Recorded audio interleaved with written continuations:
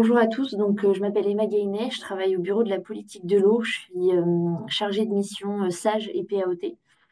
Et donc moi je vais vous faire un point un petit peu réglementaire des avis que doivent rendre les clés, des moments où elles doivent être informées et à quel endroit on peut cadrer un peu la gestion de ces avis. Et ensuite il y aura plutôt des retours d'expérience qui répondront plus à vos besoins aussi sur comment prioriser, voilà, quel choix faire sur la gestion de ces avis.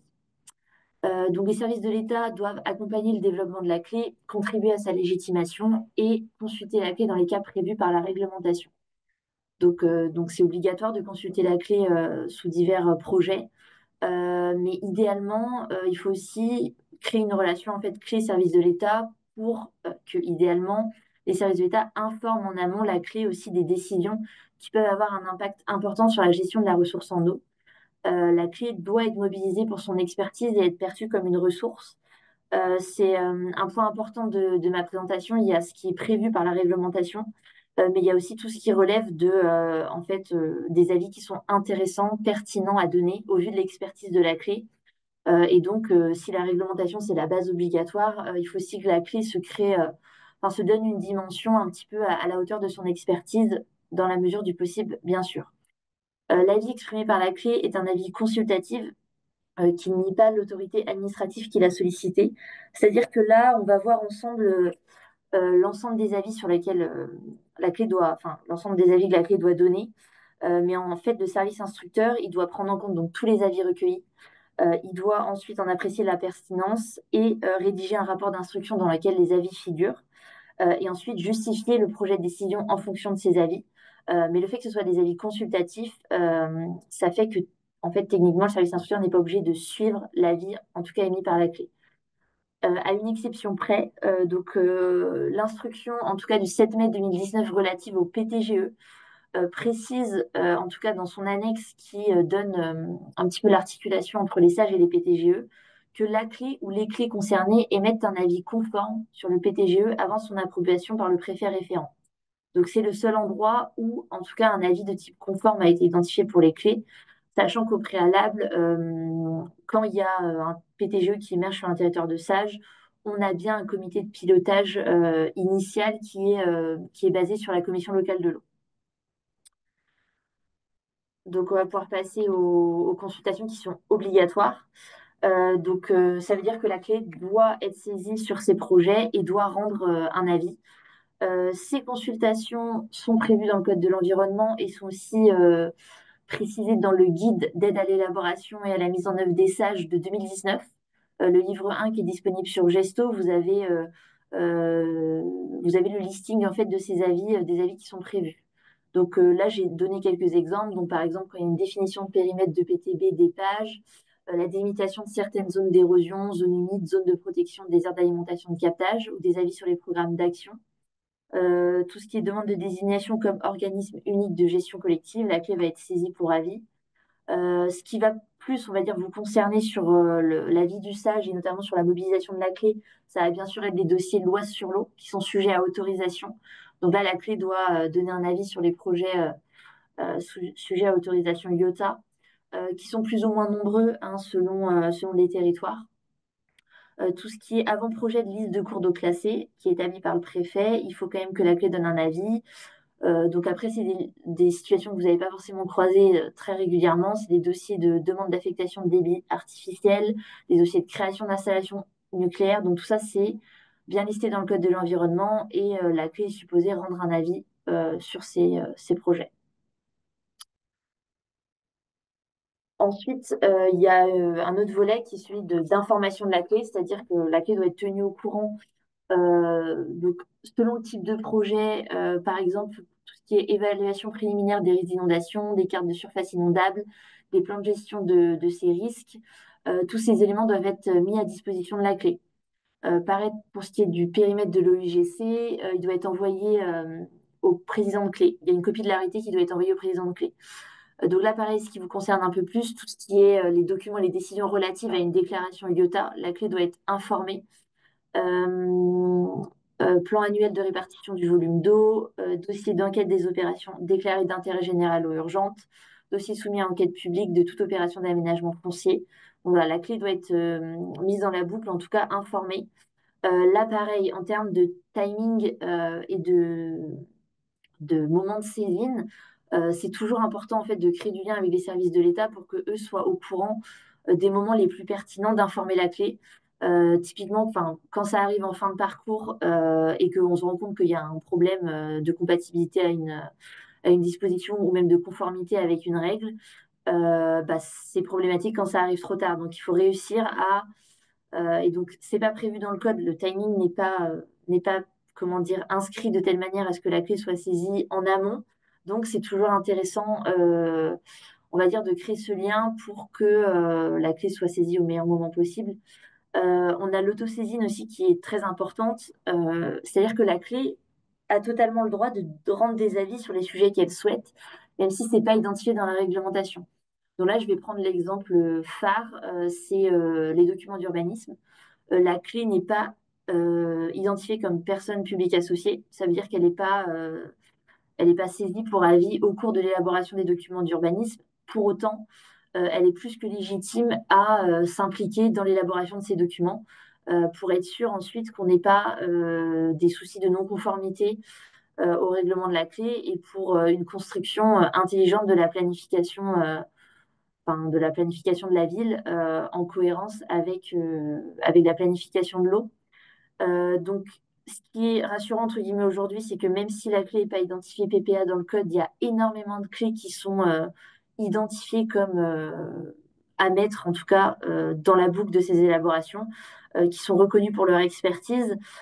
Et donc, c'est pas parce que c'est pas écrit dans le code qu'il faut pas aller chercher les collectivités, les acteurs qui rédigent les documents d'urbain pour en fait comment dire, proposer son expertise et faire partie des discussions. En termes d'organisation pour rendre les avis, ce qui va être précisé dans le code, c'est que les avis sont réputés favorables au bout de X mois. Donc généralement, c'est 2 ou 4. Ça varie selon les projets. Donc le nombre de sollicitations est variable selon les sages.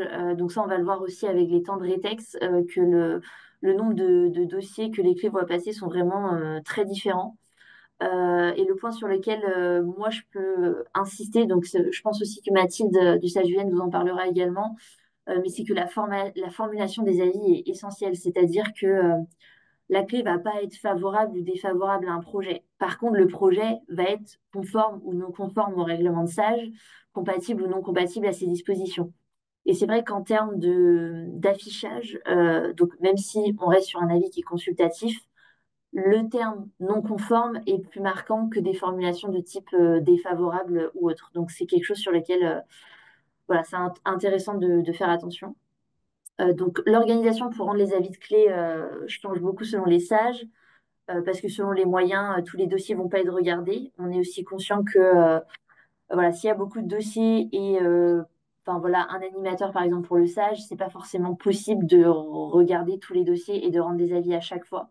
Donc là, ça peut être intéressant de prioriser ces avis et d'inscrire, pourquoi pas, dans vos règles de fonctionnement que la priorité numéro un est donnée au dossier d'autorisation loi sur l'eau, qu'ensuite c'est tel type de dossier, tel type d'enjeu aussi. Donc voilà, ce tri-là est intéressant à indiquer dans vos règles de fonctionnement.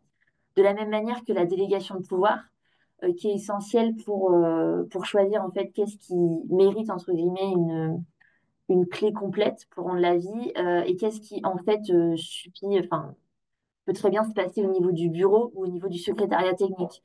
Ça permet en fait au bureau qui se réunit plus souvent d'être plus réactif et ensuite potentiellement d'informer la clé via la prochaine réunion. Donc pareil, à définir dans les règles de fonctionnement comment chacun gère cette gestion des avis.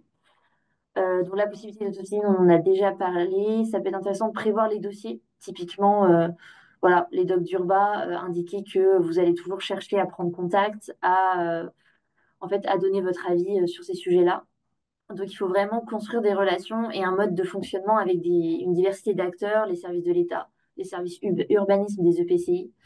Et donc, idéalement, développer une expertise technique aussi au sein de la structure porteuse. Et donc, voilà, la clé cherchera à accroître sa légitimité en développant ces relations-là. pour être sûr d'être mobilisé à temps et sur l'ensemble des dossiers pour lesquels son avis est intéressant et pas uniquement ceux prévus par la réglementation. Voilà le point que je pouvais vous faire un petit peu réglementaire sur les avis de la clé.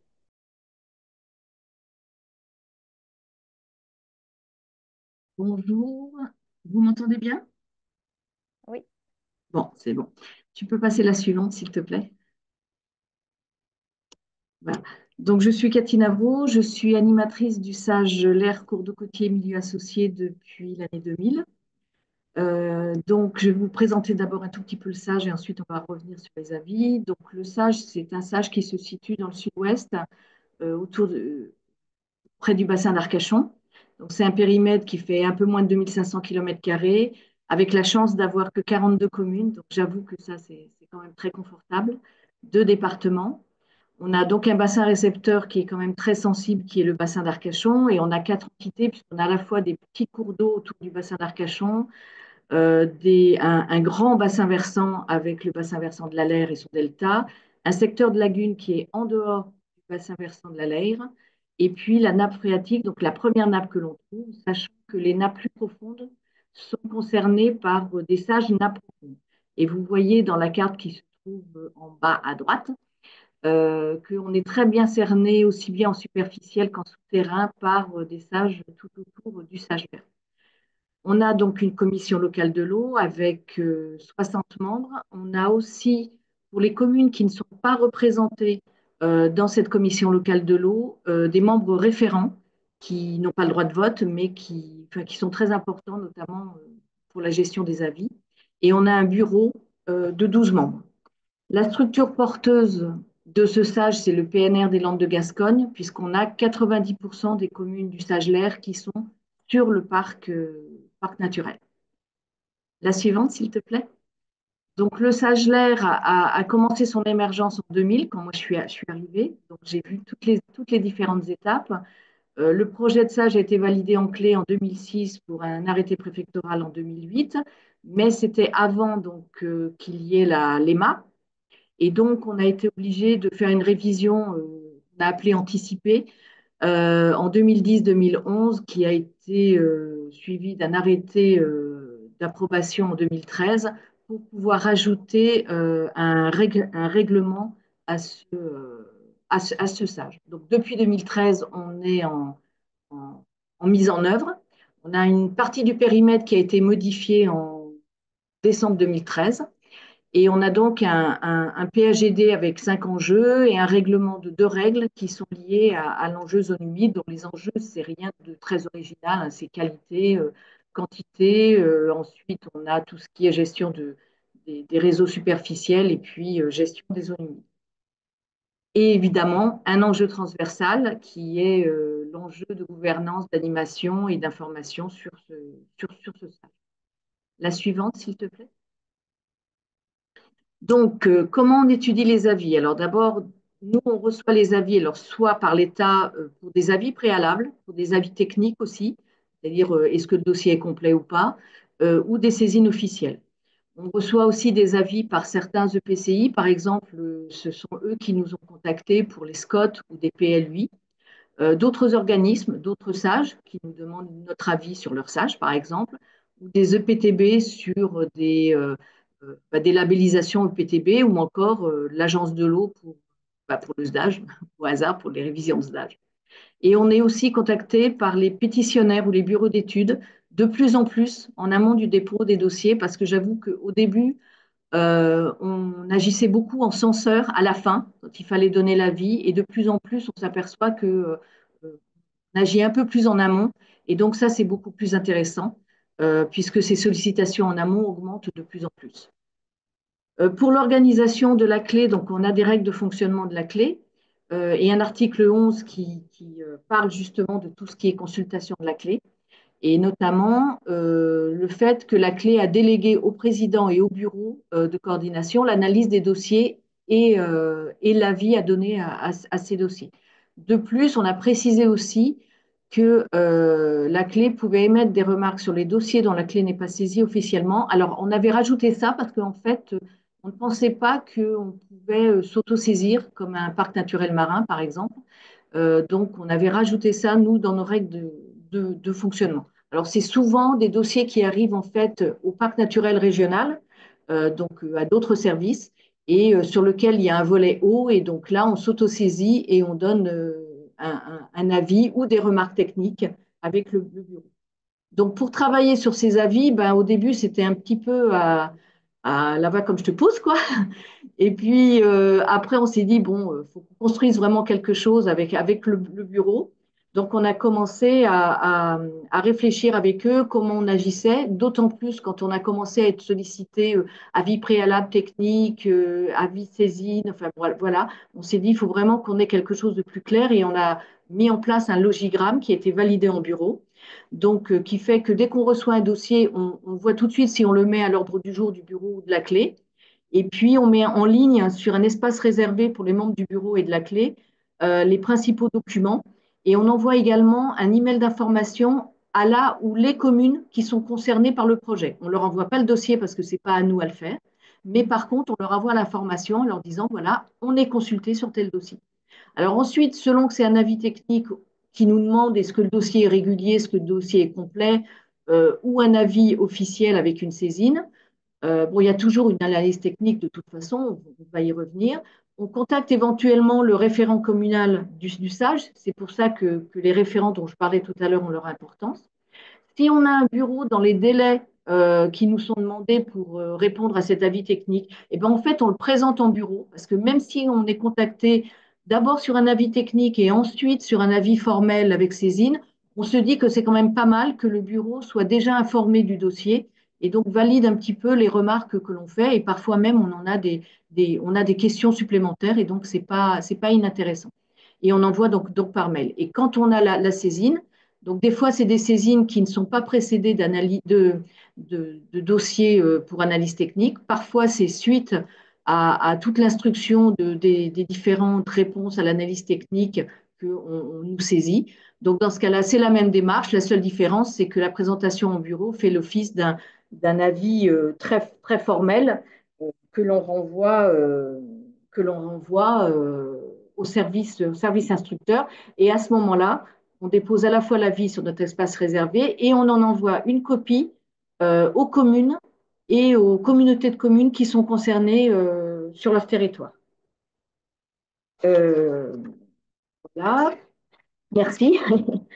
Donc, les documents qu'on va étudier, ben, c'est alors je crois que Mathilde va en parler de façon plus détaillée, mais c'est évidemment les résumés techniques, tout ce qui concerne la loi sur l'eau, les études d'impact ou d'évaluation des incidences, les annexes liées à l'eau. Et quand on parle de documents d'urbanisme, c'est un petit peu pareil. On regarde assez bien aussi les opérations d'aménagement et de programmation. Et puis, on regarde aussi les annexes lorsqu'elles concernent le domaine de l'eau.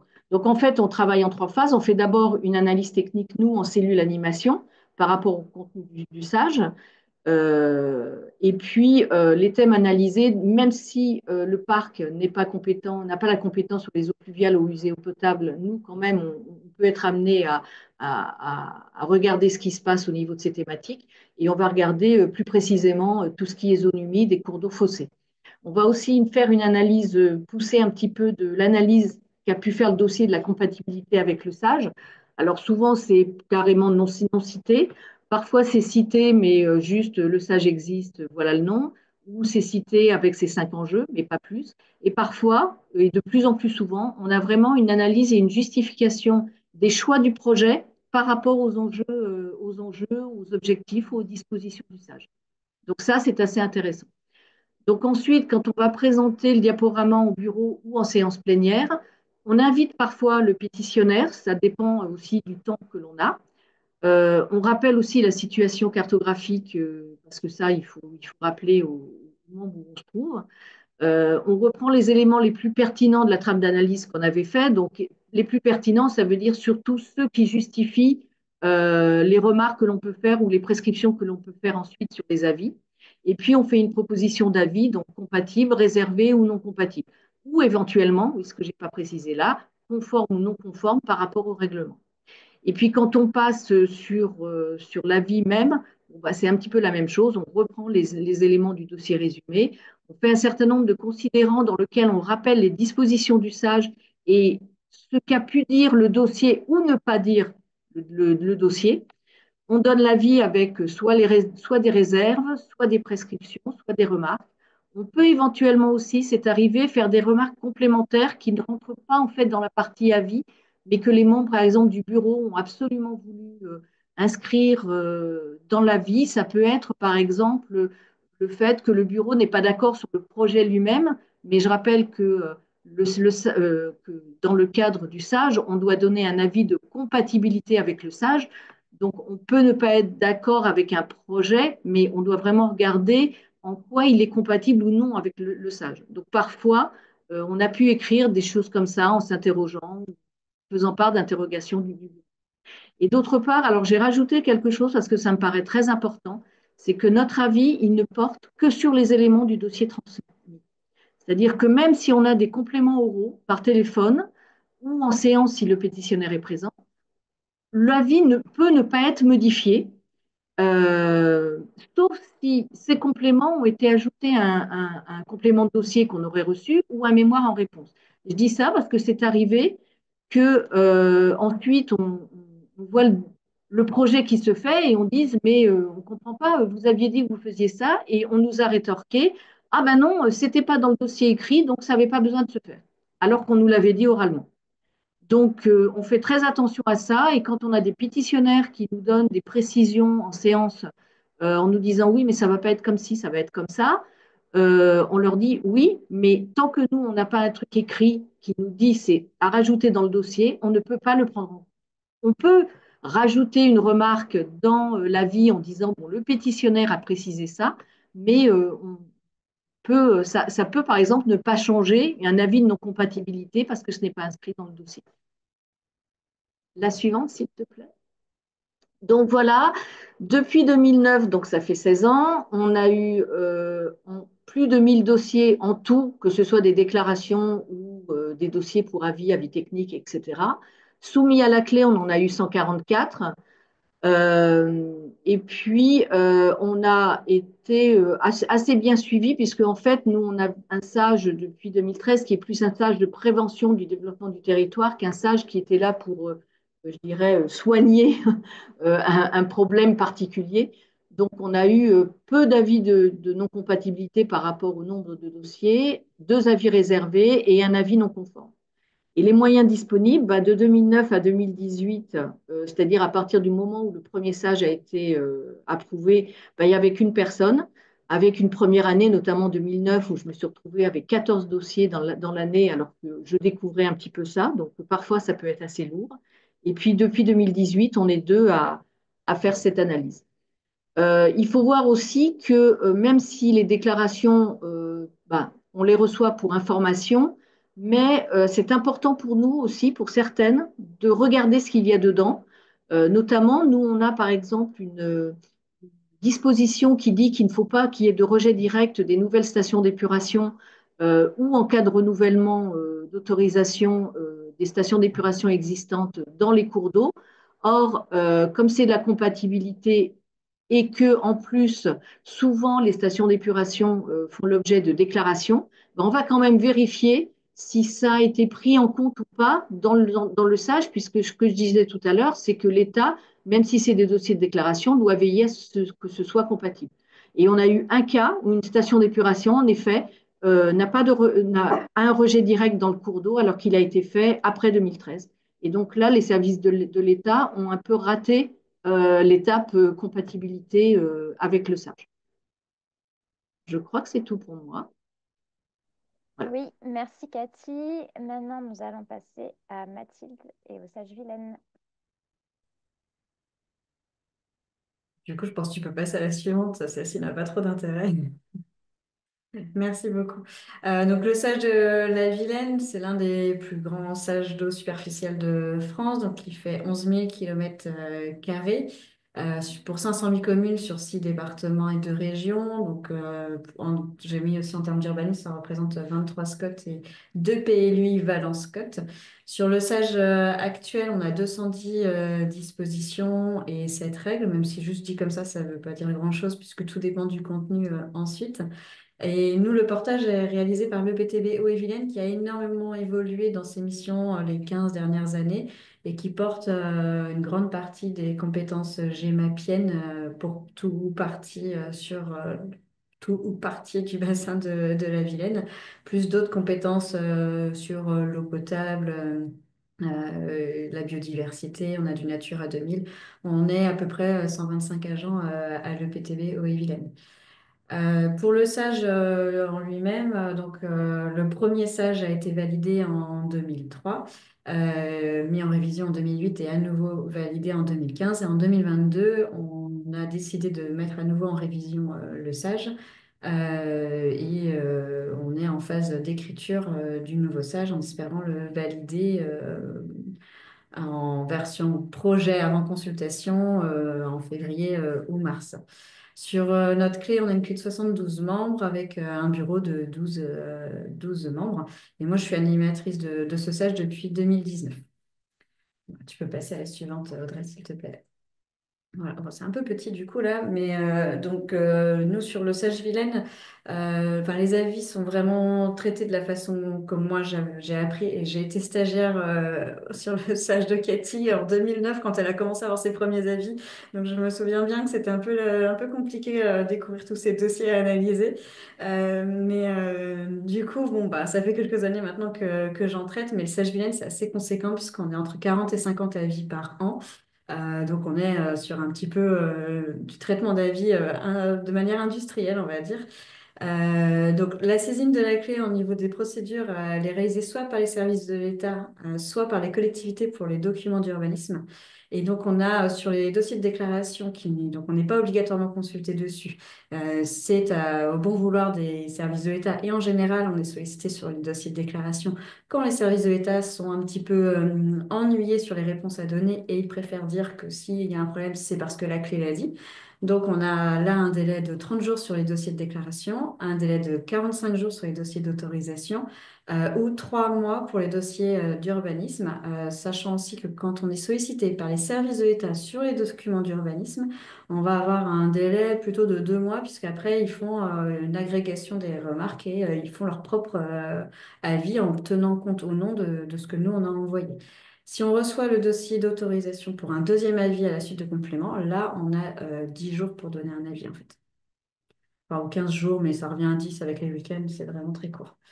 Donc nous, quand on reçoit la saisine, on va faire l'instruction du dossier et la préparation de l'avis. Donc on va faire une analyse critique, on va regarder le dossier pour voir ce qui est bien ou pas bien, et toujours au regard des objectifs et dispositions et des règles du SAGE. Donc, on fait remonter tous les points qui nous paraissent saillants par rapport à ça dans un projet d'avis. Et on va, à la suite d'avoir analysé tout ce qu'on a noté, faire une proposition d'avis final qui sera soumis. Donc, nous, on l'a acté dans nos règles de fonctionnement. On ne le soumet pas à la clé, mais au bureau de la clé qui a cette délégation-là. On les passe en bureau de clé tous les mois. Donc, nous, on a des réunions de bureau en vidéo. Euh, je peux vous dire, ça prend vraiment une bonne partie de la réunion. Il y a des débats, des discussions, etc.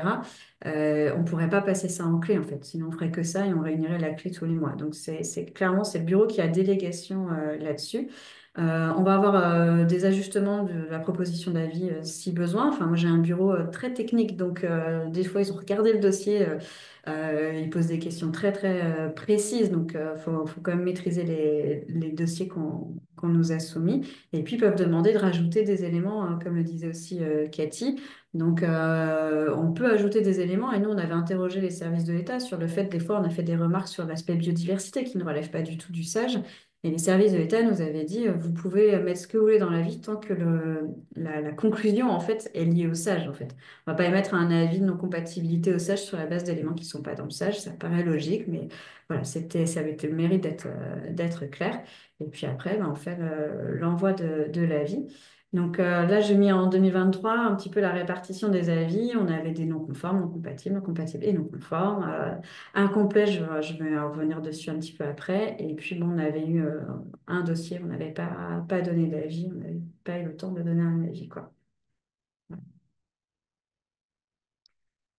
Donc nous, sur le Sage Vilaine, on a beaucoup de thématiques. Je crois qu'on a, comme on a un grand territoire, on a toutes les thématiques possibles et imaginables d'un sage.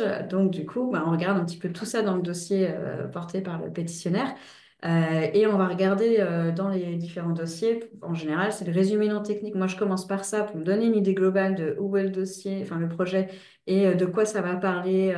Je fais une première approche plutôt intuitive de savoir un petit peu globalement le projet. Et puis, avec l'expérience, ça me permet de savoir un peu les sujets, les thématiques qui vont ressortir ou pas. Et puis ensuite, on va se plonger dans l'étude d'impact, le dossier sur l'eau ou l'évaluation environnementale. Des fois, on a déjà aussi l'avis de l'autorité environnementale qui peut, alors, il regarde beaucoup plus d'aspects que nous, mais ça peut donner des compléments intéressants à ce que l'on peut regarder. Mais bon, comme on doit un peu prioriser notre temps, on regarde l'étude d'impact et l'évaluation environnementale. Et on peut regarder les annexes qui, donc, en principe, le dossier se suffit à lui-même, mais les annexes vont permettre de préciser des fois certains éléments. Et en regardant les annexes, des fois, j'irai relever des incohérences. Donc, du coup, ça, il faut les relever. Dans un document d'urbanisme, on va être sur rapport de présentation, les annexes sanitaires, quand il y a un zonage des eaux pluviales aussi, par rapport à ce qui est préconisé dans le SAGE. L'orientation d'aménagement et de programmation également, surtout des fois on en a des thématiques qui vont être en lien avec le SAGE, le règlement, et puis si on a des questionnements un petit peu sur le projet de PLU qui interroge, on regarde le PADD qui est le projet politique, ça permet de voir un peu de quelle manière ils ont rédigé le document, mais c'est assez rare que je regarde le PADD pour moi. Donc voilà, après, donc, sur les thématiques du sage, elles sont regroupées, hein, zone humide, cours d'eau, la trame verte qui est plutôt pour les documents d'urbanisme, tout ce qui est assainissement eau pluviale, zone inondable, alimentation en eau potable, parce qu'on avait quand même des choses dans le sage à ce sujet-là. Et quand je parle du bonus de l'article 7, c'est que c'est sur les plans d'eau, donc ça c'est plutôt sur les documents d'urbanisme où on essaye de faire entrer de la connaissance sur les plans d'eau dans les documents d'urbanisme, même s'il n'y a pas d'obligation d'intégrer ça. Et par rapport à une question qui était posée dans le canal de discussion sur les avis qui sont demandés à l'EPTB, donc nous, au niveau de notre EPTB, on n'a pas du tout été structuré pour répondre aux avis demandés dans le cadre de le fait que l'EPTB soit personne publique consultée dans les documents d'urbanisme, notamment les SCOT. On n'est pas du tout structuré là-dessus, donc en fait, les dossiers reviennent systématiquement au SAGE. Et donc, c'est le sage qui donne les avis et qui est structuré politiquement et techniquement pour le faire. Voilà, si tu veux passer à la suivante. Donc, sur la construction de la ville, moi, j'ai créé une petite trame d'avis un petit peu que je complète. Le projet concerne, c'est comme j'envoie le projet d'avis au bureau de la clé, je fais un petit peu une petite synthèse en quelques lignes de quoi ça parle, sur quel territoire c'est situé, je reprends la carte du projet, etc., pour qu'on ait une petite vision d'ensemble. Et puis après, quand je vais lire le dossier, au fur et à mesure, je vais noter ce que je relève qui me pose question, qui interpelle, ou même qui est très bien pour avoir le mémo de ce qui avait été vu, parce que c'est lourd et long un dossier, et je ne le traite pas forcément d'un seul tenant. Et puis au fur et à mesure que j'ai les réponses à mes questions ou autres, je le note, et puis à la fin, je vais épurer. Il y a des choses, du coup, j'ai eu des questions, il y a eu les réponses, je vais enlever de l'avis, d'autres choses qui vont rester.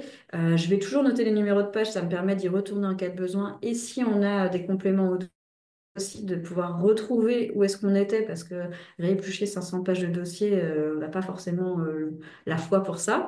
Et puis après, je reformule un petit peu tout ça en faisant le lien avec le sage et les dispositions du sage concerné. Et ça permet de définir le type d'avis. Donc moi, les 4 types d'avis que je peux avoir, c'est compatible, on n'a pas de problème. on a incomplet, c'est-à-dire qu'on considère qu'on a des éléments qui manquent pour pouvoir juger de la compatibilité. Moi, c'est très inconfortable pour moi d'avoir un dossier, un avis de dossier incomplet. J'ai plutôt tendance à être noir ou blanc, c'est-à-dire c'est compatible ou c'est pas compatible. En général, le incomplet, c'est quand le sage n'est pas assez précis pour qu'en fait pouvoir vraiment dire qu'on est sur du non compatible ou non conforme. Mais les membres du bureau veulent quand même que le pétitionnaire retravaille ces aspects-là du dossier. Donc, on botte un peu en touche et on dit le dossier est incomplet et qu'on a besoin de compléments sur ces éléments-là pour être sûr qu'on est compatible avec le sage. Mais voilà, moi, je suis pas très à l'aise avec ça, mais finalement, politiquement, on donne des avis incomplets. Sur le non compatible, c'est que le respect des dispositions et objectifs du sage, donc partie PAGD, n'est pas assuré. Et non conforme, c'est que ça ne répond pas à ce qui est écrit dans le règlement. Pour moi, c'est très très important, comme l'a dit un petit peu Emma, de vraiment dire non conforme ou non compatible ou compatible, parce que défavorable, en fait, c'est pas un terme juridique. Et finalement, l'avis peut avoir une portée juridique. J'ai déjà vu, je vais vous donner deux retours d'expérience, une personne, Andrea, qui m'appelle, on avait un dossier non conforme et elle me dit non conforme, ça veut dire quoi en fait? Qu'est-ce que le pétitionnaire il peut faire dans ses mesures compensatoires sur les zones humides pour que ce soit conforme? Je lui dis mais non conforme, c'est dépasse les 1000 mètres carrés d'impact sur les zones humides, le dossier ne peut pas se faire en fait. Et là, on était sur 2 hectares d'impact, on remplissait une ancienne carrière qui était devenue zone humide, donc on faisait une décharge de déchets. Et là, il fait, ah oui, mais le dossier n'a pas vu le jour derrière, en fait. Mais les services de l'État, à ce moment-là, en tout cas, moi, on me dit, ça veut dire quoi non conforme? Voilà. Et sur un autre dossier, on avait aussi rendu non conforme, une personne de DDT me dit, mais pourquoi vous ne me faites pas comme les autres, vous ne dites pas défavorable, parce que moi, défavorable, je peux m'asseoir dessus, mais non conforme, là, je suis bloquée, quoi. Donc, ça a vraiment un poids finalement pour les services de l'État derrière. Le terme juridique est important. Donc, vraiment, je vous invite à regarder la manière dont vous concluez vos avis. Après, moi, ça a été validé par le président de la clé parce que quand je suis arrivée, les avis avant étaient sur du défavorable, favorable avec réserve, etc. Et ce passage en conforme, compatible, etc., ça a été validé par le président de la clé que oui, il souhaitait bien aller sur cette notion juridique forte.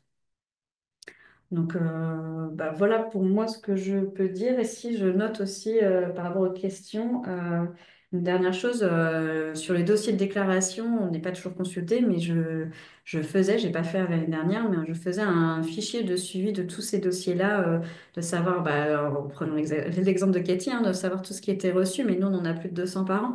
Mais je regardais aussi rapidement les récépissés de déclaration pour relever éventuellement des choses. Il y a des dossiers où on aurait dû être consulté, effectivement, on n'a pas été consulté.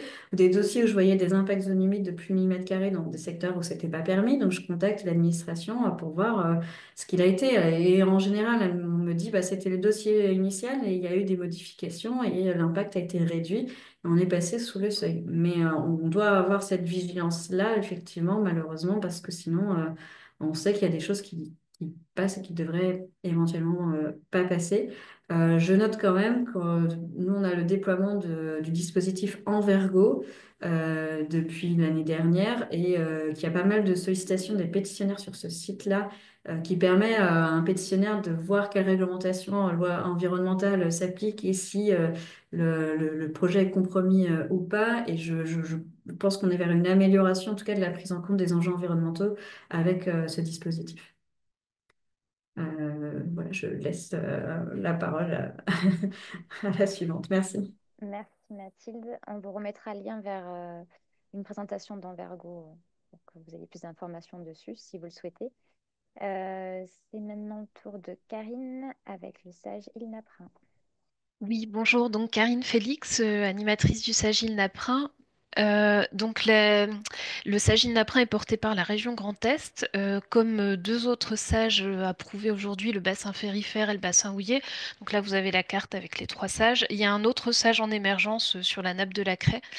Et du coup, moi, je suis située sur l'Alsace. Sur la diapo d'après, du coup, vous voyez la carte du sage avec ses deux périmètres. Il y a un périmètre eau souterraine qui couvre toute la nappe d'Alsace et un périmètre eau superficielle qui est entre les cours d'eau de l'Isle et du Rhin. Donc on est sur un territoire de 322 communes, 3580 km², 1 360 000 habitants. Et en fait, sur le périmètre eau souterraine, je suis en recouvrement avec d'autres sages euh, qui sont eux sur les périmètres eau superficielle. Donc c'est un sage qui a commencé à émerger en 95. La première clé s'est réunie en 99. Il y a eu une première approbation en 2005 et une révision approuvée en 2015. On est sur un gros aquifère et avec des zones humides, surtout sur cette partie bande rhénane. La clé compte 48 membres avec une répartition dans les différents collèges. La structure porteuse, c'est donc la région Grand Est et elle est soutenue par l'Agence de l'eau Rhin-Meuse. Sur les problématiques qu'on rencontre dans le Sage, on est un territoire assez dense, donc il y a une certaine pression démographique. Il y a pas mal d'industries agroalimentaires et chimiques, et puis une agriculture intensive sur la plaine. Du coup, sur la diapo suivante, les avis sur le Sage, on donne des avis sur les dossiers d'autorisation. La clé est informée des dossiers de déclaration et le bureau, comme pour les sages précédents, a délégation pour l'examen des dossiers loi sur l'eau. Alors, il arrive qu'on en passe en clé aussi, mais c'est vrai que pour le courant, c'est plutôt le bureau qui suit ça. Sur le schéma qui est sur la droite, vous avez un petit récap des dossiers de 2014 à 2023. Donc on n'est pas sur le même nombre que... enfin, on est un peu l'intermédiaire entre les deux sages précédents. Le- les dossiers, c'est autour d'une vingtaine ces dernières années. On a eu un pic en 2021 de 32 dossiers autorisation. Et puis sur les déclarations, on est sur aux environs de 200, un peu plus. Et le type de dossier qu'on reçoit, donc c'est beaucoup sur les zones d'activité, les aménagements, restauration de cours d'eau. On a été consulté aussi sur des augmentations de débit réservé, enfin des diminutions de débit réservé pour maximiser la production d'électricité avec la crise énergétique des dernières années, sur des régularisations de digues, des projets géothermiques, des projets de gravières, alors en renouvellement ou en création, et des rabattements temporaires et des projets d'assainissement. Ça, c'était pour cette année. Il y a eu le démantèlement de Fessenheim aussi l'année dernière, et des projets de polder enfin, également. Et en fait, bah, la dimension des projets est assez variable. Euh, et du coup, le volume des dossiers également. On peut passer à la diapo suivante. Du coup, comment sont étudiés les avis? Donc, les services instructeurs saisissent la clé. Maintenant, ça se fait quasiment exclusivement par mail. On n'a presque plus de courrier de saisie. Donc, il y a un enregistrement du dossier parce que les temps de téléchargement sont assez courts. Pour l'analyse, il y a d'abord, enfin, la première étape, c'est de regarder la localisation et les enjeux locaux, donc avec différents outils, hein. Il y a des outils cartographiques internes, il y a le SIGES Rhin-Meuse, donc le système d'information géographique sur les eaux souterraines que met en place le BRGM. Il y a le site de l'APRONA qui suit la nappe d'Alsace chez nous avec le réseau piézométrique. Euh, une analyse aussi des captages du territoire. Et du coup, ben, ça permet aussi de dégager les enjeux. Et ensuite, il y a une analyse du dossier au regard à la fois des dispositions et des règles du SAGE, mais aussi des précédents avis rendus en clé et des débats qui ont déjà eu lieu sur ce type de dossier. Et donc, ce que je prépare, moi, pour le bureau ou la clé selon, c'est une fiche avis. Donc, vous avez quelques extraits en bas à gauche, là, qui synthétise le dossier. Donc, qui rappelle les grands éléments du dossier, les incidences principales du dossier par rapport à l'étude d'impact, et ensuite les éléments du SAGE qui sont concernés, et une proposition d'avis derrière. Alors, c'est vrai qu'on est sur la consultation, euh, ça peut se faire, donc le bureau, comme je vous disais, la délégation de la clé. Il peut y avoir des dossiers qui soient présentés en clé également. Quand je transmets la fiche avis, donc si c'est en réunion enfin, qu'ait consulté le bureau ou la clé, j'envoie avec le dossier de séance la fiche avis au préalable pour qu'ils puissent en prendre connaissance et puis un lien vers le dossier complet. Et si ça arrive aussi qu'on le fasse en dématérialisé, auquel cas, ben, j'envoie la fiche avis, le lien vers le dossier et je laisse un délai pour recevoir les réponses des membres.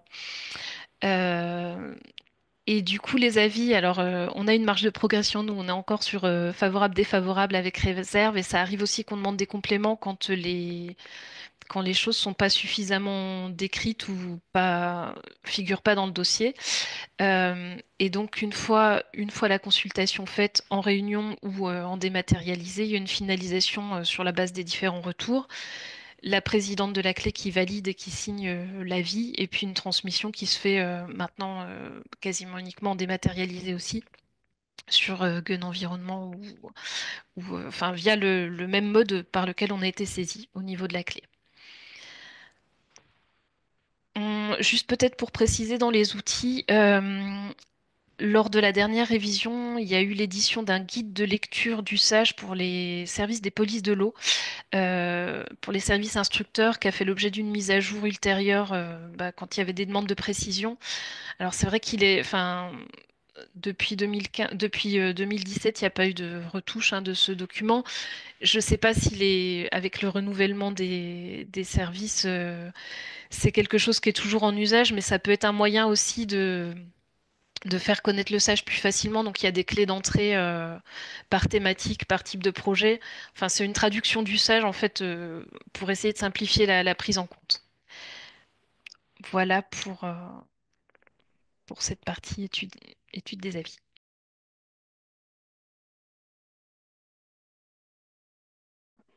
Donc, nous, sur le territoire de notre sage, alors on a plusieurs niveaux de suivi de ces avis. Alors d'abord, ce que je n'ai pas précisé tout à l'heure, c'est qu'on saisit tous les dossiers dans un fichier Excel depuis 2009, ce qui permet en effet de retrouver les dossiers. Et même quand les collègues du parc viennent nous voir en nous disant vous avez déjà été consulté sur tel dossier, ben, on va directement dans le tableau et on le retrouve. Et ensuite, on peut aller retrouver le dossier soit informatique, soit comme c'est depuis 2009, parfois papier. Ça permet aussi de faire une analyse des dossiers en fonction du type de dossier, de l'objet des dossiers, de l'origine des dossiers, de la localisation géographique. On a un deuxième niveau qui est plus récent où on fait une saisie cartographique de certains dossiers, notamment pour voir la pression des projets sur le territoire. Alors, on le fait en particulier pour les zones humides, mais aussi pour les parcelles d'épandage, parce qu'on a déjà eu des cas de superposition de parcelles d'épandage sur deux avis portés par chacun des deux départements, et où, ben, en fait, une parcelle d'épandage ne peut pas être utilisée dans deux plans d'épandage, et c'est nous qui nous en sommes aperçus et pas les services de l'État. C'est dommage d'ailleurs que les services de l'État n'aient pas ce genre de cartographie, qu'ils ne la partagent pas entre les territoires.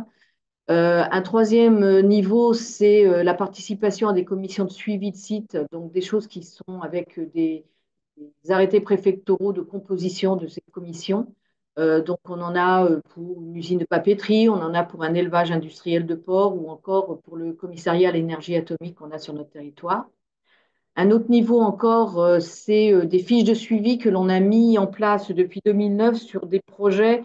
Alors, soit ce sont des projets qui, par exemple, on a des avis techniques une année, et puis en fait, le dossier final n'arrive que 2 ans après ou un an après. Donc, on a mis ce qui s'est passé, y compris la revue de presse sur le dossier et tout, ce qui nous évite d'avoir à retourner dans les dossiers pour trouver tout ça.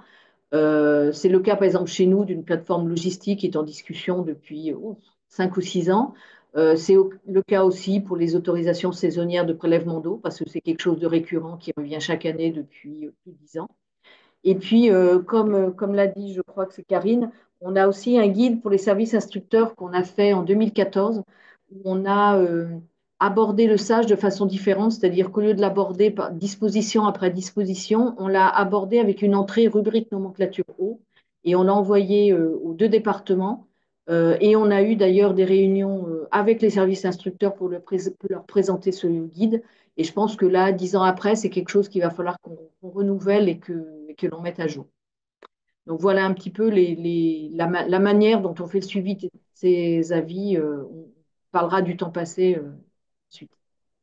C'est bon pour moi. Merci Cathy. Hop. on passe la parole à Mathilde. Oui, alors bah, je pense que là-dessus, on va se rejoindre. Personnellement, on a aussi créé un fichier Excel qui reprend un certain nombre de données qui est mis à jour annuellement. Donc, alors j'en ai un pour enfin, les dossiers sur lesquels on donne un avis et un pour les dossiers de déclaration sur lesquels on donne pas d'avis. Ce qui permet quand même de savoir, mais il y a eu un récépissé sur ce dossier-là, il y a quelque chose. Quand les collègues demandent, ben, on peut retrouver, on a capitalisé l'information. Donc moi, je mets un numéro d'avis parce que je le reprends dans mon avis. Je donne ce numéro au dossier pour l'archivage. Donc ça me permet de le retrouver si on a besoin beaucoup plus rapidement. Donc on va dire où se trouve le projet. Le type de projet, là, on l'a intégré pour pouvoir, on envisage de faire un suivi cartographique. On utilise l'outil Sysma pour le suivi de nos travaux rivières. Et du coup, l'idée, ce serait de pouvoir mettre dessus aussi tous les avis de la clé, ce qui fait que tous les membres, enfin tous les agents de l'EPTB pourraient retrouver les avis qui ont été donnés sur leur territoire, ou s'ils se posent la question d'un truc qui est en train de s'installer, ils pourront le retrouver directement sans avoir toujours à nous recontacter. Après, bah, je vais mettre le nom de l'avis, ce qu'on a donné comme résultat, et puis pourquoi on a mis bah, les règles, les dispositions concernées. Bon, ça permet de me retrouver plus facilement si je suis saisie pour complément. Parce que comme il y avait la question sur est-ce que vous avez des retours sur les dossiers incomplets, alors que ce soit les dossiers incomplets, non conformes, non compatibles, on peut avoir, le pétitionnaire peut avoir une demande de complément de la part des services de l'État. Et quand on a cette demande de complément, ils reprennent plus ou moins ce qu'on a demandé nous. Et ensuite, on a cette nouvelle demande d'avis qui est sur 10-15 jours. Et donc, on retrouve tout de suite ça. Et moi, je ne fais pas une réanalyse complète. Je reprends que les éléments qu'on avait pointés pour pouvoir retrouver et dire si ça arrive. Après, on peut faire donc, des filtres pour pouvoir faire le graphique que je vais présenter un peu avant, notamment, et d'autres pour pouvoir faire. C'est pour le rapport d'activité et puis les retours, alors là, faut faire un peu jouer la mémoire quand on voit un arrêté préfectoral qui arrive, parce que du coup, ça peut arriver 2, 3 ans après, et il faut se souvenir, attends, j'ai vu ce dossier, oui ou non. Alors la recherche directement sur le fichier Excel permet de retrouver la commune ou le nom du pétitionnaire et de pouvoir compléter. Mais voilà, bon là, c'était la même année, mais ça nous arrive d'avoir des arrêtés préfectoraux qui arrivent très tard.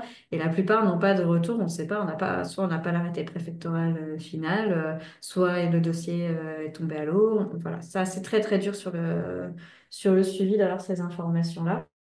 Après, juste aussi pour revenir sur la rédaction des avis, moi, quelque chose qui m'est uniquement sur notre territoire, c'est que nos géomaticiens ont développé un outil qui s'appelle Le Sage sur mon territoire. Et en fait, je peux faire un filtre sur la commune ou la Comcom ou autre, et je peux balayer les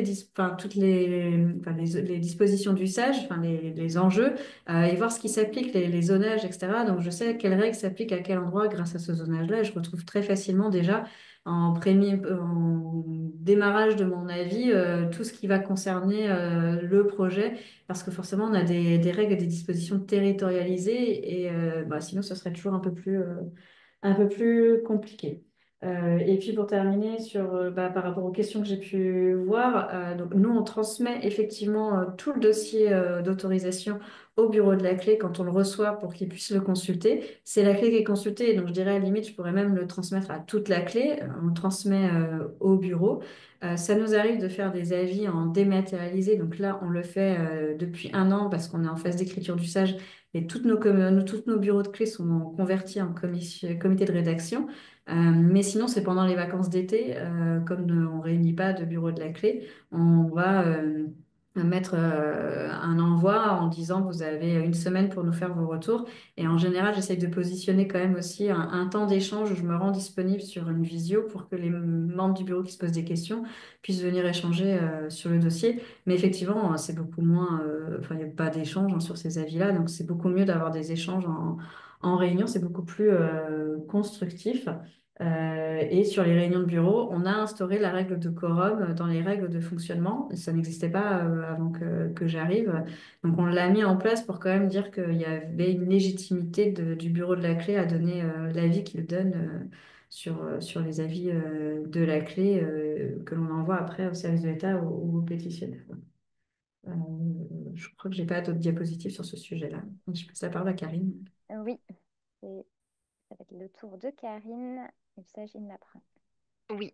Alors, nous, sur le suivi des avis, donc il y a d'abord, comme je vous disais, l'enregistrement du dossier sur le serveur parce que les délais de téléchargement sont parfois très courts selon les envois, selon les services.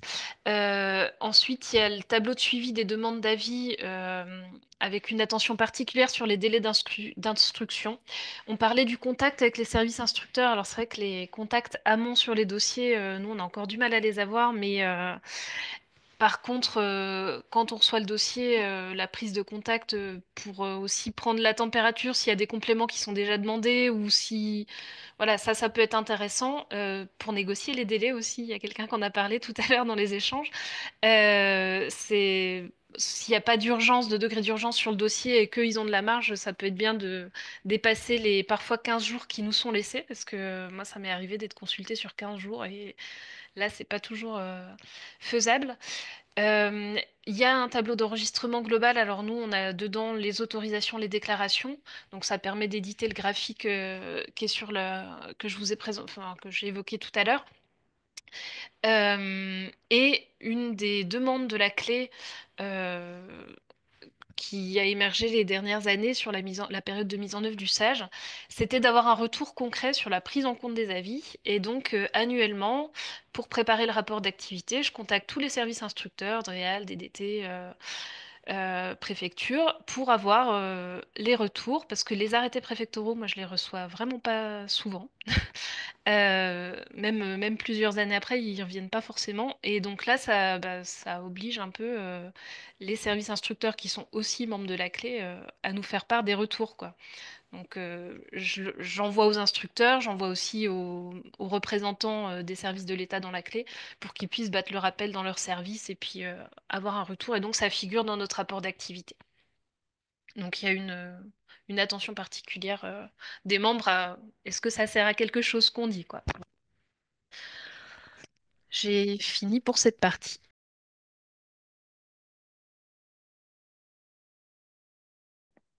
Donc, la cellule d'animation du stage, donc moi j'étais toute seule de 2000 à 2018 et à partir de 2018 on a été deux.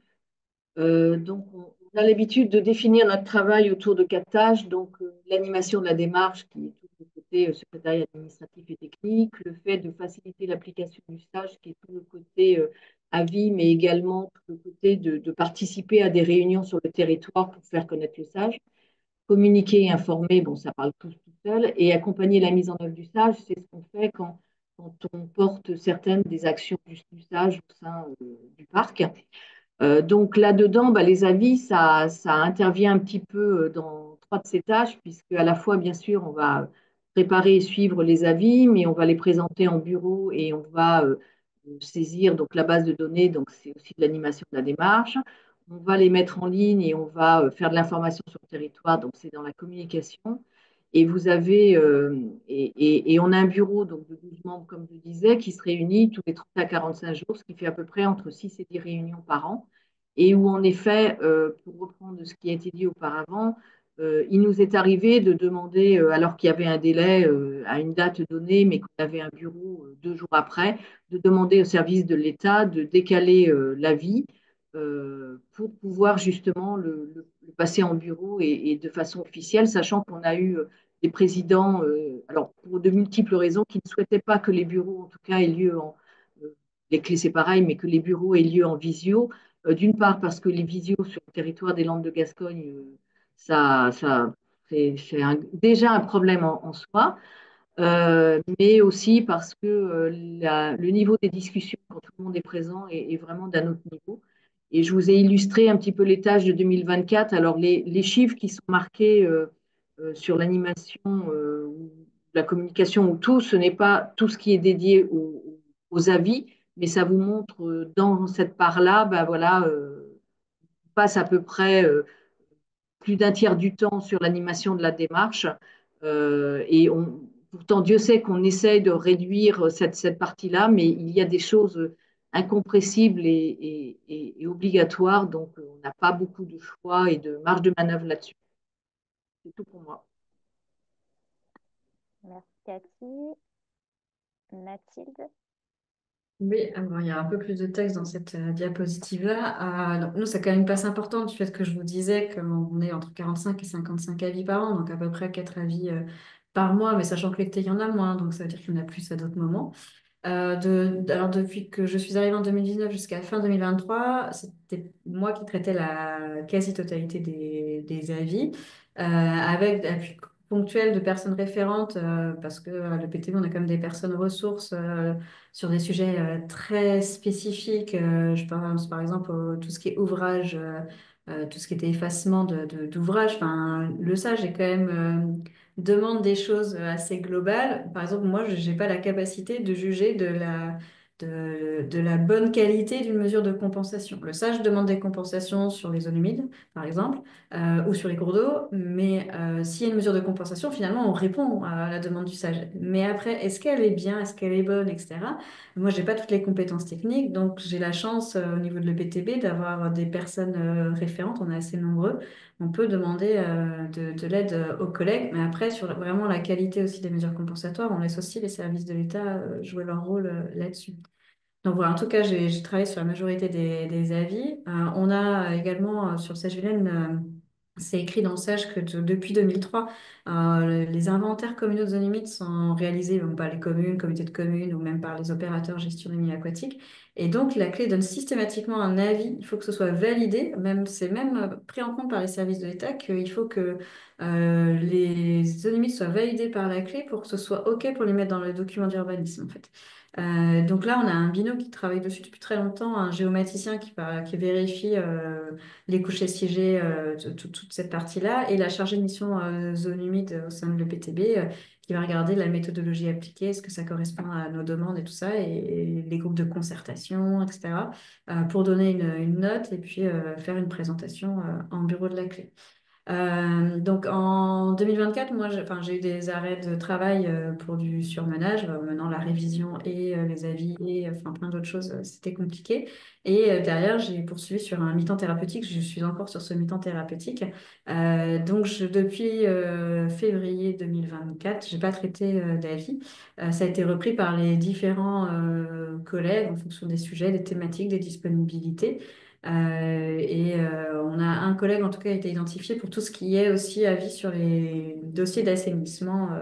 Donc ça va perdurer. Et quand je reviendrai en temps plein, je vais reprendre les avis de la clé hors assainissement, zone humide. Et éventuellement, on va regarder sur les retenues d'irrigation, sur une thématique gestion quantitative qui n'est pas à ma portée, une personne qui travaille sur la partie études hydrologie, milieu, usage, climat, qui a vraiment monté en compétence sur ce sujet-là. Enfin, c'est en réflexion en interne.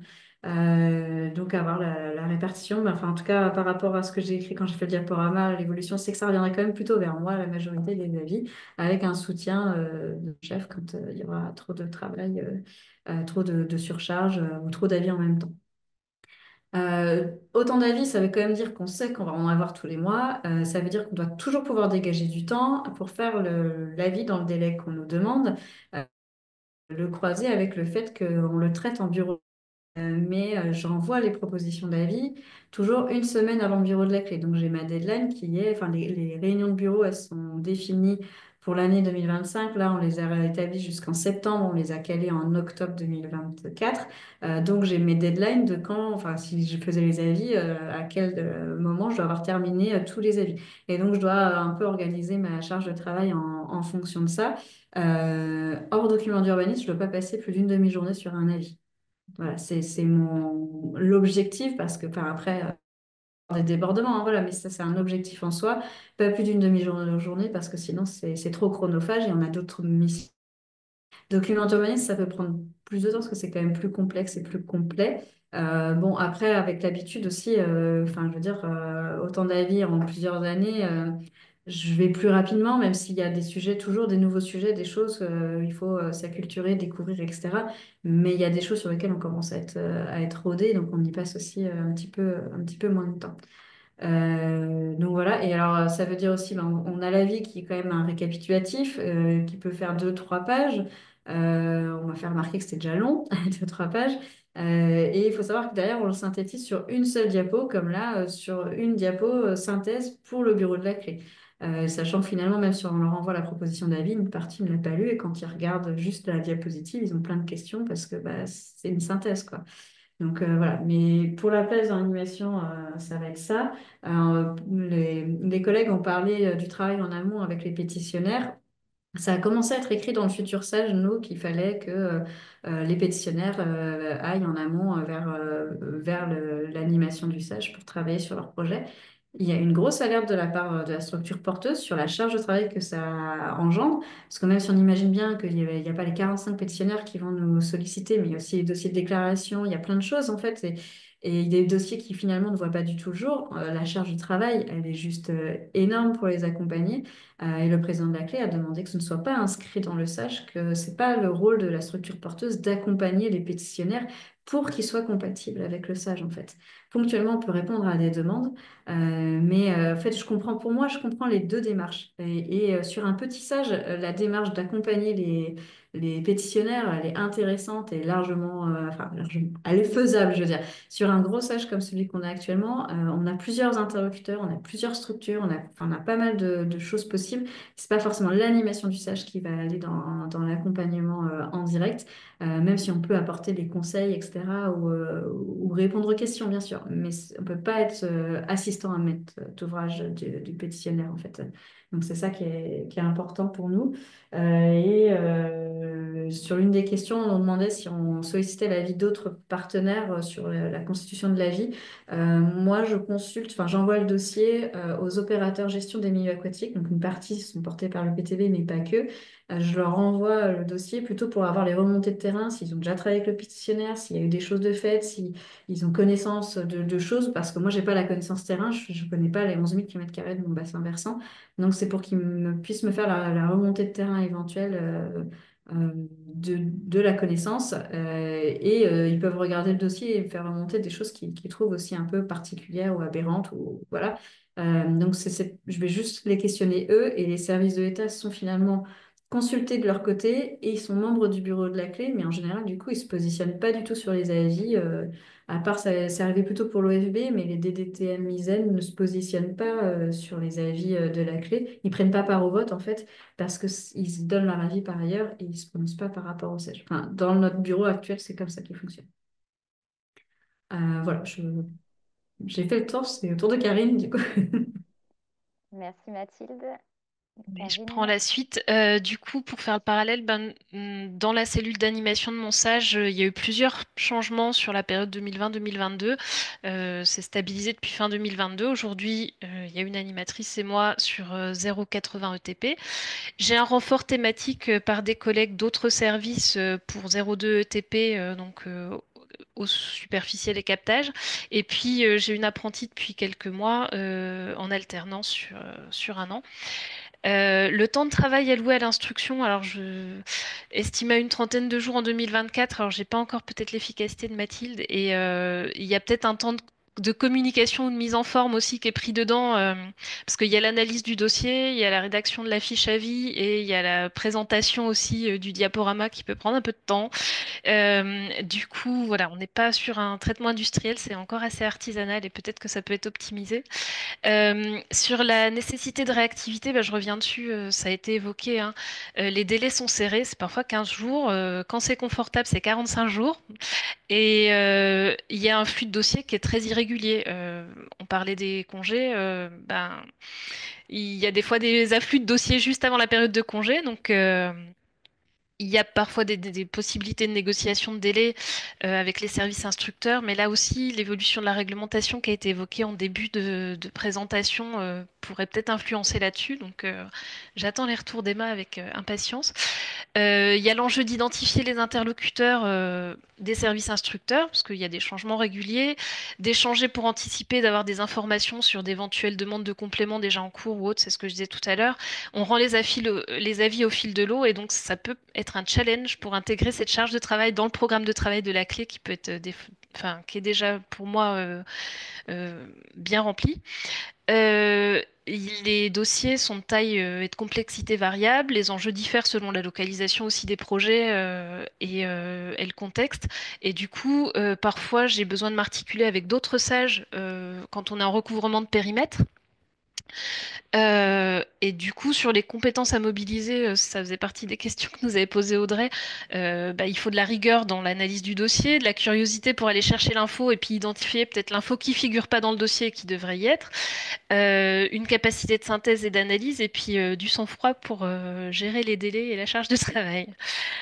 Euh, Dans les rétro-plannings, il y a l'importance de laisser un délai raisonnable aux membres du bureau ou de la clé pour prendre connaissance de la proposition d'avis et de la synthèse du dossier, parce que bah, si on les consulte, c'est bien pour avoir leur valeur ajoutée, et du coup, si on leur rend le truc à la dernière minute, ça va pas non plus. Donc c'est vrai que les délais qui nous sont laissés doivent être réduits pour permettre un délai pour consulter les membres de la clé ou du bureau. Et du coup, euh, c'est parfois difficile et dans la question qui avait été posée tout à l'heure, est-ce qu'on consulte d'autres services? Alors moi, je peux m'appuyer sur certains collègues en interne à la région qui ont des entrées thématiques sur certains secteurs ou qui pourraient m'apporter des connaissances. C'est pas toujours facile non plus, mais c'est une possibilité. Après, les services de l'État ou d'autres partenaires de la clé, les consulter en amont, c'est rare que quand l'agence de l'eau est consultée ou quand d'autres services sont consultés, ils aient rendu leur avis avant qu'on consulte la clé nous-mêmes. Donc c'est pas toujours. Enfin, on se pose les questions en même temps souvent, mais on n'a pas les réponses en chaîne. Et les services de l'État chez nous, ils ont tendance, quand c'est leur service qui instruisent, à pas prendre part au vote. Par contre, quand c'est d'autres instructeurs, là, ils émettent quand même leurs propositions. Et c'est vrai que par rapport à la possibilité de consulter par mail, on sent qu'il y a moins de richesse dans les retours et que c'est difficile d'avoir des, une prise en compte en fait ou un intérêt sur les avis quand il n'y a pas une discussion en vrai, quoi. Donc c'est vrai que je retiens l'idée d'avoir un temps d'échange, un- peut-être une heure ou une demi-heure sanctuarisée en visio quand il y a une consultation par mail. Je pense que ça donne un rendez-vous pour ceux qui ont envie d'échanger. Au moins ça donne un point de contact, quoi. Voilà, j'ai fini pour cette partie-là.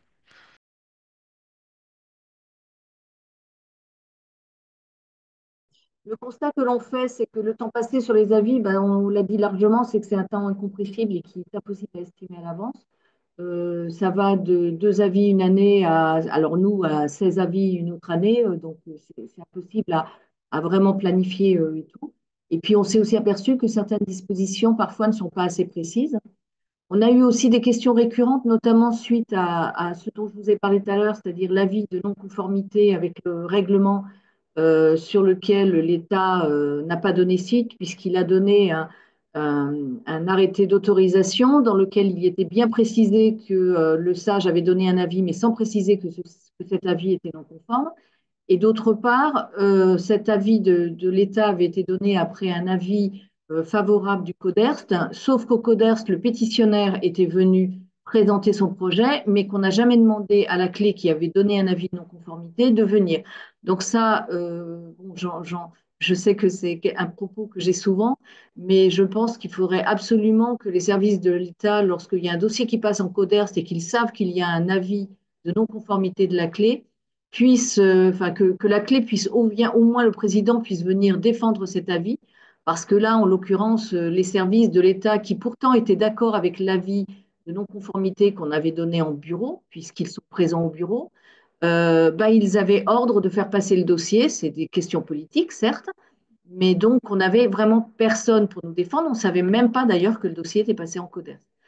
Donc, dans les évolutions, puisque nous, enfin, l'évolution du SAGE, c'est un chantier à venir, mais déjà, on va faire évoluer les pratiques d'animation, puisque il y aura une nouvelle organisation de la cellule d'animation à partir de mai de cette année, puisque moi, je pars à la retraite, enfin.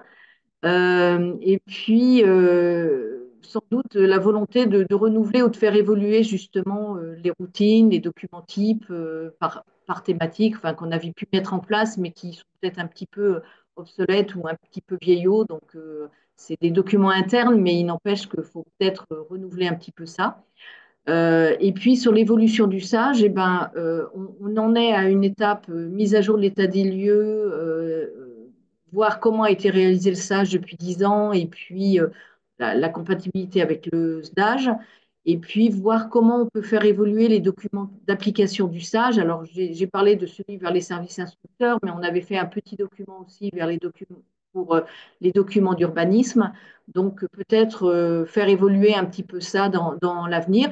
Et puis, comme c'est un chantier à venir, il n'est pas dit qu'il n'y ait pas une. Nous, on attendait avec impatience justement le décret pour voir si on allait faire modification, révision partielle, révision complète, en fonction de ce que va donner donc cette première étape de mise à jour de l'état des lieux, de la réalisation et de la compatibilité. Donc, pour le moment, on n'a pas de pistes qui vont plus loin que ça, mais c'est un chantier en cours. D'accord. Je vais laisser la parole à Mathilde. Oui, alors du coup, sur le sage de Vilaine de 2015, finalement, il n'est pas super adapté pour réaliser les avis. Euh, Par rapport vraiment à l'ensemble de ces dispositions, finalement, c'est assez compliqué. Donc, enfin, on a pris la décision de le mettre en révision. Déjà, quand j'ai été recrutée en 2019, le président de la CLE ne parlait que de ça.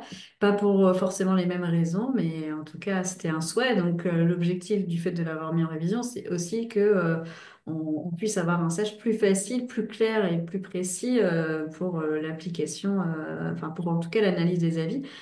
Finalement, les membres du bureau s'en sont rendus compte au fur et à mesure depuis 2019, puisque quand on émettait des avis, des fois, ils disaient, ah oui, mais ça, je dis, bah non, mais le sage, là, à l'heure actuelle, voilà ce qui est écrit, et donc, bah, on ne peut pas en tirer grand-chose, hein, finalement, qui nous permettrait d'aller dans le sens que les membres du bureau voudraient aller. Donc, on a révisé ça, enfin, on est en train. L'objectif plus précis, j'ai remis notre article 1 sur la protection des zones humides, où en fait, on a quand même beaucoup d'exceptions assez vastes qui sont pas très précises. Là, par exemple, juste dans la deuxième exception, on a projet ayant fait l'objet, enfin, on voit réalisation de projet présentant un intérêt public avéré. Deux points, c'est important, projet ayant fait l'objet d'une DUP ou d'une déclaration de projet. J'ai un nombre inconsidérable de pétitionnaires qui m'ont dit, bah, nous, on présente un intérêt public avéré. Point. Voilà. Et après, justifier de plein de manières différentes, etc. Donc, on dit bien, finalement, les deux points, c'est les deux cas possibles. De toute façon, j'ai très régulièrement des pétitionnaires qui m'appellent pour dire, oui, voilà, on a un projet, mais on est en zone humide. Du coup, quelle exception je peux utiliser pour réussir à faire mon projet? Donc, on est encore dans la réflexion, on marche la tête à l'envers, voilà. Donc voilà, et puis ce qu'on nous a aussi dit, de ne pas, enfin ce que j'ai aussi dit tout à l'heure, de ne pas reprendre les seuils qui sont cités, même si finalement ils n'ont pas évolué. Si jamais ils étaient amenés à évoluer réglementairement et qu'on veut se baser sur les seuils de déclaration ou autorisation, bah, on serait obligé de réviser le sage pour rester conforme à la réglementation. Donc ça, voilà. Mais ça, c'est un exemple parmi tant d'autres sur juste une règle. Et puis, bon, après, pour les pétitionnaires, finalement, les cartes que l'on a dans le sage, c'est ça, hein, ce que vous avez là, les bassins versants et pour l'applicabilité derrière. Heureusement, finalement, qu'on a l'outil, le sage sur mon territoire qui a été développé.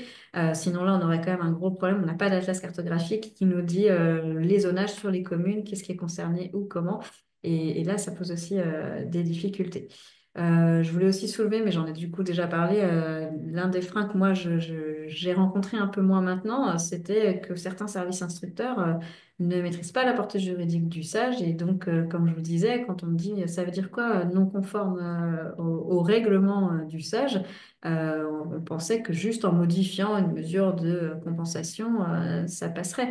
On a quand même un certain nombre de dossiers qui ont reçu des avis de non-conformité et qui soit ont carrément revu leur copie, soit n'ont pas vu le jour en fait, et parce que c'était juste pas possible par rapport au sage, même en ayant un sage qui manque de précision et qui est perfectible, on va le dire comme ça. Donc, moi, c'est vraiment là-dessus que je vois les évolutions possibles. Et puis après, nous, notre organisation en interne aussi à voir. Enfin, on se rend compte qu'au niveau pédagogique, c'est pas que vers l'extérieur, c'est aussi vers l'intérieur.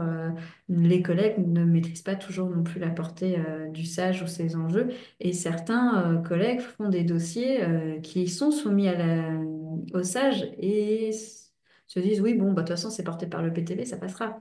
Donc voilà, moi j'ai toujours dit, c'est pas arrivé, mais j'ai toujours dit, on pourrait avoir un avis de la clé de non-compatibilité, non-conformité, j'en sais rien, sur un projet porté par le PTB s'il n'est pas constitué comme il devrait. Donc il y a eu de la vigilance du coup par la suite là-dessus, cette compréhension un petit peu plus des enjeux, mais c'est ça le travail d'animation finalement, c'est beaucoup de pédagogie et bon, des fois on rame un peu seul dans, dans notre parc pour essayer d'améliorer ça. Mais voilà, c'est ce que je peux en dire de mon côté en tout cas. Merci Mathilde. Donc, on va laisser maintenant la parole à Karine. Oui, alors du coup, moi, ce que je peux vous dire en bilan, c'est que l'instruction des dossiers loi sur l'eau, c'est de plus en plus structuré au fil des dernières années et les attentes des membres du bureau sont renforcées avec une fiche avis qui synthétise le dossier, qui reprend les enjeux, qui propose l'avis, un suivi de la prise en compte des avis par les services instructeurs. Alors ce tableau que je vous ai évoqué tout à l'heure et qui est intégré au rapport d'activité qui est présenté annuellement à validation de la clé, du coup je pense qu'il met quand même une certaine pression au service de l'État pour prendre en compte l'avis de la clé, puisqu'ils se sentent surveillés, ils sont membres de la clé, donc ils doivent rendre des comptes en réunion. Donc c'est quand même un bon levier. Après, donc c'est quelque chose qui monte en charge. Le sage étant de mieux en mieux reconnu par les services de l'État, on est de plus en plus sollicité sur des avis. Et inversement, le temps alloué dans les moyens et les soutiens apportés par l'agence de l'eau ou même les ambitions de la structure porteuse du programme de la clé qui s'étoffe, en fait, bah, le temps à allouer aux avis se réduit. Donc, il y a peut-être un truc à trouver, il y a des réflexions engagées. On a aussi des sujets émergents, donc sur des nouvelles problématiques, projets lithium, hydrogène, etc., qui sont pas encore en phase à vie, mais où on sait que ça va arriver. Et puis, on a des nouveaux enjeux à intégrer dans le SAGE, sur l'enjeu quantitatif, le PTGE dont j'ai parlé tout à l'heure, donc, et une révision qui s'annonce prochainement. Donc, il y a quand même une réflexion pour faire évoluer cette instruction des avis et elle n'est pas encore aboutie, mais c'est quelque chose qu'on questionne en tout cas de comment on peut le faire. Est-ce qu'on peut s'appuyer peut-être sur des aussi des services, enfin des prestations, voilà. Si c'est des choses qui s'ébauchent mais qui sont pas encore concrétisées aujourd'hui. En tout cas, pour moi, la prise en compte des avis et le fait que le sage soit sollicité, c'est un gage de reconnaissance de son utilité, mais il faut être en capacité de répondre à la demande du coup. Voilà, c'est quelque chose de positif et aussi un challenge.